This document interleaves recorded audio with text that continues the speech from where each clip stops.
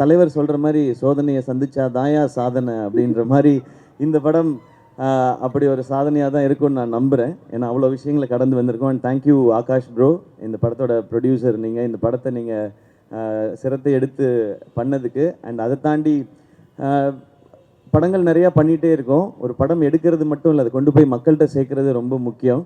அது என்ன மாதிரி வகையில் இந்த படத்தை புரிஞ்சுக்கிட்டு செய்கிறதுன்னு ஒன்று இருக்குல்ல, அதுக்கு இந்த ஈவெண்ட்டும் ஒரு எக்ஸாம்பிள் நினைக்கிறேன். ஸோ உங்களுக்கும் உங்கள் டீமுக்கும் வாழ்த்துக்கள், நன்றி. அதுக்கப்புறம் நான் ஆக்சுவலாக எல்லாரை பற்றியும் நான் ஆடியோ லான்ச்சில் தான் பேசணும்னு வச்சுருந்தேன். ஏன்னா நிறையா இருக்குது எனக்கு ஒவ்வொருத்தருக்கும் 10 நிமிஷம் இருக்குது. ஒரு எபிசோடாக வச்சுருக்கேன். இங்கே மற்றவங்கெல்லாம் பேசிட்டதுனால நான் ஒரு வரியாவது பேசணும் மேம். இல்லைன்னா யூடியூப்பில் வந்து அழகாக பேசிய ஜெயம் ரவி, அதை கண்டுகொள்ளாத சிவகார்த்திகேயன் அப்படின்னு போடுவாங்க. அதனால் நான் 2 வரியாவது பேசிடுறேன். அண்ட் அதர்வா ப்ரோ, இவருக்கு எனக்குமான ஈக்குவேஷன் வந்து சாப்பாட்டில் தான் எங்களுடைய கனெக்ஷனு.